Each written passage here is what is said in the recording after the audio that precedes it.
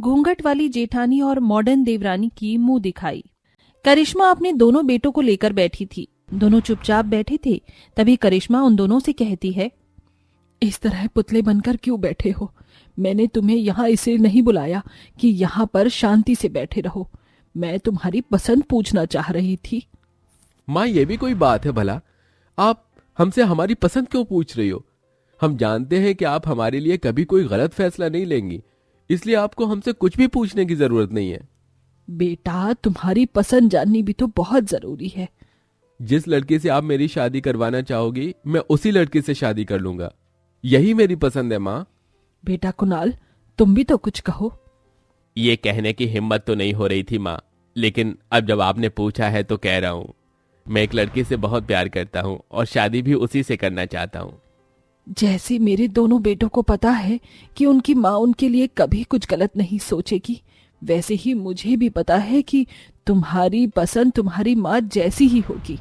इसीलिए कुणाल, मैं तुम्हारी पसंद पर जरा भी संदेह नहीं करती हूँ। मैं तुम्हारी शादी उस लड़की से करवा दूंगी। ये कहने के बाद करिश्मा अपनी पसंद की एक लड़की ढूंढती है अपने बड़े बेटे के लिए। तो वहीं कुणाल अपनी पसंद की लड़की के घर अपनी शादी की बात अपनी माँ के साथ करके आता है। कुछ दिनों में करिश्मा दोनों लड़कों की शादी की तारीख निकलवा लेती है और अपनी दोनों बहुओं से उनकी शादी करके उन्हें घर ले आती है। घर में काफी सारे मेहमान भी होते हैं। आ जाओ, तुम्हारा स्वागत है। दोनों देवरानी जेठानी ने शादी का जोड़ा पहना था, तो वहीं जेठानी ने लंबा सा घूंघट भी किया हुआ था। अरे बहू, ये क्या, इतना बड़ा और लंबा घूंघट? माँ जी, मेरी माँ ने बताया था कि शादी के बाद सभी का मान सम्मान करना और हमेशा घूंघट करके रखना, यही हमारी संस्कृति है। क्या बात है, तुम तो बहुत ही संस्कारी हो। आ जाओ घर के अंदर। वैसे भी अभी तुम दोनों को बहुत सारी संस्कारी रस्में भी करनी है। अच्छा काव्या, तुमने घूंघट नहीं किया? ओ गॉड, ये कैसी बातें कर रही हूँ माँ जी? मैं और घूंघट? मैं कैसे रह सकती हूँ? मुझे घूंघट पसंद नहीं और ये बहुत ओल्ड फैशनेबल है। आजकल कौन घूंघट करता है? जेठानी जी लगता है बहुत ज्यादा गंवार हैं। छोटी बहू, अपनी जेठानी के लिए ऐसा मत कहो। और ये तुम कैसे बात कर रही हो मुझसे? मैं तुमसे बहुत बड़ी हूँ। घूंघट की बात आपने ही की है तो कहना भी आपसे ही बनता है। खैर ये छोड़ो, मुझे बहुत ज्यादा सफोकेशन हो रही है। ये बताओ मेरा कमरा कहाँ है?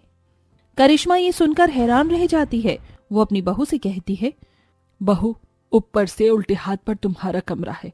जाओ, जाकर तुम थोड़ी देर आराम कर लो। शायद शादी के फंक्शन में तुम्हें जरा भी आराम करने को नहीं मिला। काव्या टेढ़ा मुंह करके अपने कमरे के लिए निकल जाती है। तो वहीं उसके जाते ही करिश्मा अपनी बड़ी बहू सृष्टि से कहती है, तुम्हारी देवरानी तो गई। अगर तुम्हें भी आराम करना है तो तुम भी जाकर अपने कमरे में आराम कर सकती हो, क्योंकि अभी मुंह दिखाई की रस्म होगी और वो बहुत लंबी चलने वाली है।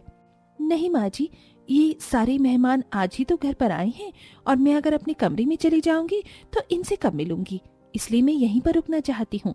आप मुझे बताइए, मुंह दिखाई की रस्म कहाँ होगी? सृष्टि के ऐसा कहने पर करिश्मा उसे अपने घर के हॉल में ले आती है, जहाँ 2 कुर्सी लगी होती हैं। करिश्मा अपनी बड़ी बहू को लहंगे और घूंघट के साथ वहीं पर बैठा देती है। तुम यहाँ बैठो और सभी मेहमानों से बात करो। कुछ ही देर में तुम्हारी देवरानी आ जाएगी तो फिर मुंह दिखाई की रस्म शुरू करेंगे। करिश्मा ऐसा कहकर वहां से जाकर अपनी छोटी बहू के कमरे के बाहर पहुंच जाती है। छोटी बहू, दरवाजा खोलो। मुंह दिखाई की रस्म अभी होनी बाकी है। तुम्हारी जेठानी तुम्हारा इंतजार कर रही है। और कितना आराम करोगी? कमरे के अंदर काव्या, माँ जी, आप तो मेरे पीछे हाथ धोकर पड़ गई हो। अभी तो आई हूँ, थोड़ी देर में आती हूँ मुंह दिखाई की रस्म के लिए। अगर जेठानी जी को ज्यादा जल्दी हो रही है तो कर दीजिए उनकी मुंह दिखाई, मुझे नहीं करवानी। एक तरफ मॉडर्न देवरानी अपनी सास को कुछ नहीं समझती थी, तो दूसरी तरफ घूंघट वाली संस्कारी जेठानी अपनी सास के साथ साथ घर पर आए सभी मेहमानों की बहुत अच्छे से इज्जत करती है। करिश्मा चुपचाप हॉल में आ जाती है। उसके कुछ ही देर बाद काव्या बहुत छोटे कपड़े पहनकर सबके सामने आती है। अरे देखो तो सही, करिश्मा बहन की बहू ने कितने छोटे कपड़े पहने हैं। भला मेहमानों के सामने भी कोई ऐसे कपड़े पहन कर आता है? इसे इतनी भी अकल नहीं है। करिश्मा बहन की लीला है, ये तो जब बहू देखभाल के पसंद नहीं करेंगी तो ऐसा ही होगा। और मेरे सुनने में आई है कि छोटे बेटे ने अपनी पसंद की लड़की से शादी की है। अपनी पसंद की शादी करने का यही तो नतीजा है। आप सभी देख सकते हो, दोनों देवरानी जेठानी में तो जमीन आसमान का फर्क है। हाय रे बाबा। सभी मेहमान काव्या पर हंस रहे होते हैं, लेकिन उसे जरा भी फर्क नहीं पड़ता। वही चुपचाप सबकी बातें सुनकर सृष्टि काव्या के पास आती है। देवरानी जी, ये क्या पहना है आपने? ये सब देखिए कैसी बातें कर रहे हैं हमारी सास के बारे में। आपके बारे में सब बुरा भला बोल रहे हैं। जाकर कपड़े बदल कर आओ। देखिए मेरी घूंघट वाली जेठानी जी, मैं तो बचपन से ही ऐसे ही कपड़े पहनती आई हूँ। मुझे इन लोगों की कोई परवाह नहीं है। मैं तो ऐसे ही कपड़े पहनूंगी। अपनी मॉडर्न देवरानी के मॉडर्न विचार सुनकर सृष्टि वापस अपनी जगह पर आकर बैठ जाती है। उसके बाद उसके बगल में जाकर उसकी देवरानी भी बैठ जाती है। जहां एक तरफ लंबा घूंघट डालकर सृष्टि बैठी थी, तो वहीं उसी के बगल में मॉडर्न कपड़े पहने उसकी देवरानी काव्या बैठी थी। ये मंजर वहां मौजूद औरतों की गॉसिप का टॉपिक बन गया था, पर फिर भी वो सभी औरतें घूंघट वाली बहू और मॉडर्न बहू की मुंह दिखाई करती हैं। तभी करिश्मा अपनी घूंघट वाली सृष्टि बहू की तारीफ करते हुए कहती है, गुण और संस्कार भगवान की कृपा से बहुत अच्छे हैं मेरी घूंघट वाली बहू के। पता नहीं मैंने अपने छोटे बेटे की बात क्यों मानी। अपनी पसंद की लड़की हिलाती, उसके लिए भी। इस तरह करिश्मा अपनी घूंघट वाली बहू की तारीफ करती है।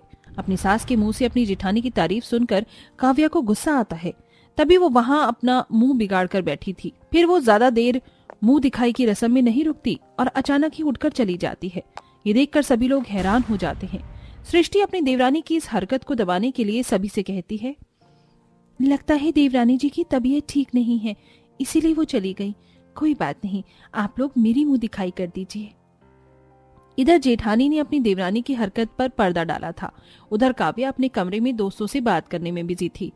हाँ हाँ, मुझे पता है तुम सभी को मेरी शादी की पार्टी चाहिए। रुक जाओ, बस मैं थोड़ी देर में निकलती हूँ, कोई अच्छा सा आउटफिट पहनकर।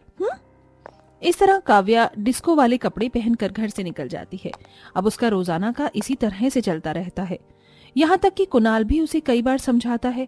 ऐसे ही एक बार जब काव्या पार्टी के लिए रेडी हो रही होती है, तो कुणाल कहता है, देखो काव्या, तुम मॉडर्न हो, मैं समझ सकता हूँ, लेकिन ये गांव है, तुम्हें समझना चाहिए कि यहाँ पर ऐसे छोटे कपड़ों का रहन सहन पहनावा अच्छा नहीं लगता।